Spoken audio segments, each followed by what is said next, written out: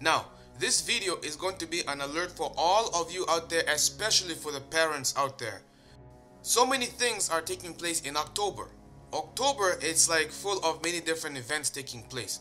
Now, I'm not here to try and sound like a fearmonger, but I am here to let you know that you have every reason to be concerned about October 31st, 2016. The first thing you must understand is that Satanists are no longer hiding behind closed doors. Satanists have now taken their claim, they have made their statements, and they have come out publicly and have infiltrated your elementary schools for your children, and the events which are being featured now, they are the ones taking over them. Now what I'm telling you is you have every single reason to be concerned about letting your children go out by themselves unattended on Halloween night, even if you think that just you being there everything's going to be okay and you are not going to run into any type of situation. You best think again. Now think about this. The last movie of The Purge is called Election Year. Now, if any of you have watched The Purge, you would see or you would note that The Purge has lots of clowns in it. People who dress up as clowns and with masks and all these different shady type of costumes, which are just creepy. And they go around with machetes or guns or blades, knives, whatever, and they kill people for an entire night. And it's all legal. And the irony is, this year is election year. 2016, and the world began to witness a rise in clowns. Clown sightings, creepy clown sightings have been increasing since September, and by October, clown sightings have gained national attention. These creepy clown sightings have vastly increased all throughout the United States of America, and now it is Canada-wide. This is a frenzy that brings forth fear with it, and it does not look good for the normal average citizens, because now these clowns, they're not just seen with empty hands. No, the majority of them are being seen or caught on camera holding machetes in their hands. Machetes or sharp blades, sharp knives, some possibly even carrying guns with them, and it almost seems like they are playing a joke on people. But here's the catch, it's not a joke on people that is being played, it is something that is being played on a national level. And it almost seems as though when you carefully examine the clown sightings and the clown movements, it almost seems too organized, and it is meant to be so that the mainstream media will be able to speak about this and further push the agenda of distracting people. However, this is also going to get dangerous, because this increase in clown sightings are now inspiring many people, many young people, in fact even other adults, to jump on board and dress up as clowns and go around with machetes, think that they can play games on people. However, it's going to get to a point where someone is going to get hurt, and it's going to become possessive. Possession is going to come along with this, because here you are trying to entertain or emulate an image that represents something sinister and demonic. Do you honestly think that you can put this thing on and eventually not attempt to act it out? You are dressed in a character that is not you. This character represents something demonic. You are covered in makeup and costume that represents something else. Are you not going to act the character of that specific thing that you have worn over you? Is it not going to get to a point where you are eventually going to fall in character and play out that role? Now, before I get too carried away, let's go back to Halloween. When you consider the movement that is taking place right now with the clown sightings, does it not make sense that this thing is very well organized? And if this thing is well organized, does it not make sense that they are building up a momentum, pointing people to one specific hour or one specific date in which they are going to carry out some type of an agenda to make a historic day, a historic night? Does this possibility not exist, where the clown sightings right now that people are witnessing is all building up a momentum because They are going to be doing something on Halloween night that will be remembered for generations to come. And when you think about it carefully, it will also be historic because it is on election year. Think about it. You've got election year and now you've got people trying to act out the purge. Who knows? Maybe something's going to take place. However, here's the other thing that I also want you to make note of carefully about Halloween. Halloween is a night of child sacrifice. Child sacrifice takes place on Halloween night. Halloween is a night of the occult. And if you think that your children participating in Halloween, going door to door, trick or treating, if you think that your children participating in Halloween is something cute, go and tell that to those people who are former Satanists who have been scarred for the rest of their lives because they have seen what really takes place on Halloween night. Listen to this brief testimony. Of course, I was a generational Satanist, what they call a generational Satanist, and what that means is that my family was involved in it and their family before them. Now, my earliest rememberings of Halloween and some of the things that were involved was, it was a very dark time for me as a child. It was something that I didn't enjoy. Glenn, could you tell us about your involvement in any rituals at Halloween as a child? There was another little girl that was involved in the occult with me, and her name was Becky.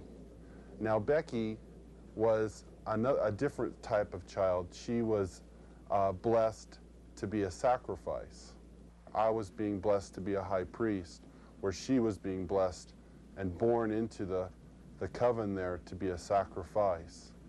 Now, we were in a ritual where we were married together. It was a marriage to the beast, and me and the little girl were married together, and there was a lot of sexual abuse that took place, and a lot of blood that was spilled. A lot of animals were killed. They summoned Lucifer and his spirit to come and possess me, and so that I would be blessed to take over the position of the high priest. With hoods over them, they took me up and they led me up to this stone altar. And I remember I saw the little girl, and she was on the altar. Now, at first, you know, I just wondered what was going on, because you never knew. I mean, they used the altar for a lot of different things. They could have just been sacrificing an animal over, could have been a sexual abuse from the high priest on to her. You know, it was a hard thing to know for sure. Well, they ushered me up to the altar, and I could see that they had bound her feet. They had her feet spread apart, her legs, and they had bound them to the ends of the altar, and they had taken her arms, which were laying out this way, and roped them to the altar, which had little kind of like hooks, which they could bind the ropes around. And she was really white. I remember seeing her, and she was just real pale and real white. And I noticed that they had slit the bottoms of her feet and her wrists, and they were taking the blood that was running out of those areas and putting them into chalices and passing those cups around to different people who were partaking of her blood. Then the high priest, he took the athami, or the ritual knife, and he picked it up and he put my hand on it, and then he forced it into her chest. So when I think back on Halloween, you know, over that period of time that happened, you know, that was the climax event, Halloween night, where they killed that innocent little girl.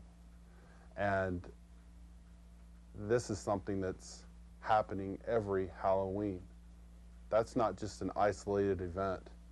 I mean, there are children all over the world who are losing their lives during Halloween night, and yet we, as a society, we go out and celebrate it, and we go door to door and we ask for candy, and it's a big celebration to us, and I think it's quite ironic how one group of people are thinking it's fun and another group of people are taking human life, and yet they don't, you know, there seems to be this wall and nobody wants to face the facts of what's really going on.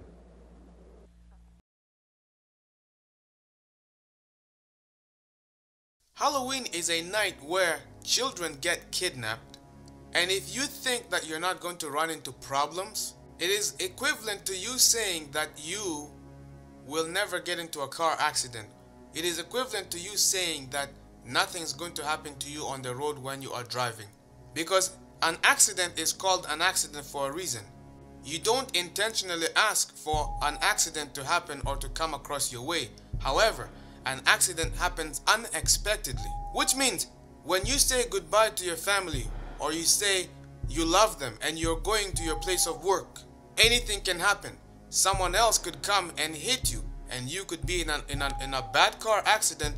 Maybe you might end up in a coma, or you could be dead. Anything goes. You never know. This is the same thing with this event. So many people lose their children every year. Don't think that it's not going to be you this year. Do not be deceived by thinking that your children are not going to be taken away from you this year, because anything goes. You are now living in a society that has pushed God out of the picture. They no longer recognize Jesus Christ as Lord. They publicly, blatantly, in your face, glorify Satan, and they are promoting doctrines of devils. Monuments are being erected and being placed in public sightings in public parks for the sake of bringing glory to idolatry and Satanism. And these same satanic values are being given to you through events and holidays and days such as Halloween, and you are actually going to participate in the day of the occult, which promotes human sacrifice and child sacrificing, and you are not going to expect to get some repercussions? If you think that you are clever enough that you can dance with the devil and have a few drinks and think that you can get away just in time and not have to pay the price for dancing with the devil, think again, because the wine which you drank, which belongs to the devil, already confirms that you have an agreement and a deal, a contract with the devil. Therefore, there comes a repercussion. You may not see it necessarily instantly, however, it's going to come. And it's going to come at you as a very subtle yet a strong wave. This Halloween, October 31st, ladies and gentlemen, parents, keep your children inside the home. Keep your children inside the home. Do not allow your children to go and participate in this event. Do not even attempt to participate in this event, because you are paying homage and bringing glory to the devil. And when you bring all of these different ornaments, or you bring all these different costumes, these demonic things, and you put them in your home, do you know what that does? Especially for those people who claim to be Christians, yet they bring skeletons, zombie figures, they bring all of these different ghostly things, witches, wizards. They bring all of these things and images which represent these things, including death, the reaper, and these things are welcomed in the home for one night. Do you know what that represents? This is the one date, this is the one dance you have with the devil, and you think that you can get away with it and you are slick about it. You can be a Christian all the days of your life, yet dance with the devil for one day of the year and think that you can get away with it. You think that you are clever, but actually you fell for it a long time ago, because you drank the wine of the devil, and there comes a price to pay with it. Many of you might say, "Oh please brother, oh please. We don't even have the intentions of celebrating Halloween because of the devil." No, we're not doing that because of that at all. No. So brother, you are deceived. In fact, I'm going to pray for you.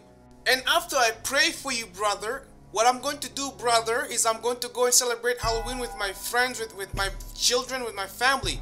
Brother, So I'm definitely going to have fun and I'm going to enjoy myself, brother, and then I'm going to go and pray for you some more, brother. But you don't realize that that's how deception works. Most people unintentionally dance with the devil because they see that it is a popular trend or a popular tradition that is being celebrated by the mass public. You see, the public is never always right. Just because it is something that is popular, just because it is a holiday that is well recognized by the public, it does not mean it is good for you. Keep your kids inside at home with you this Halloween. Do not have any of these things in your homes. Anything that promotes Satanism or anything that promotes the occult, do not welcome it into your home, because what it does is it puts the heavy emphasis on who the leader or the head or the god of that home is. You cannot claim to be a Christian yet participate in Halloween and bring in skeletons or all these different things that represent the occult and put that in your home and expect Jesus Christ to be in your midst on that day and be the Lord and Savior and King of that home. No, it doesn't work like that. You can't have two masters. There's only room for one. There are many Bible passages that speak against the occult. Here are a few. In Leviticus 20 verses 6, here are the words of God himself. He says, "And the soul that turneth after such as have familiar spirits, and after wizards, to go a whoring after them, I will even set my face against that soul, and will cut him off from among his people."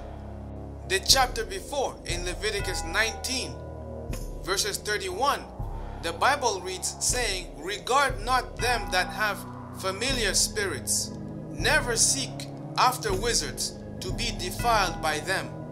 I am the Lord your God." And yes, the Bible does speak about holidays such as Halloween, and it gives you the advice of what to do with it. In Ephesians 5 verses 11, it says, and I quote, "And have no fellowship with the unfruitful works of darkness, but rather reprove them." In other words, have nothing to do with the workings of darkness and anything that pertains or that points you towards the darkness, but rather expose them. That is what every Christian and every believer is supposed to be doing. Do not participate in these holidays. Do not participate. Don't even allow your children to be partakers of it, but rather encourage them to expose it. Take the word of God for what it is. Ladies and gentlemen, I've dragged this video long enough. Hopefully you got something out of it. Be cautious about what you are participating in. This is The Controversy 7. Thank you for tuning in and for joining me. If this is your first time tuning in, be sure to subscribe, because there's a lot more information coming across your way. Thank you for joining me, and I'll see you next time.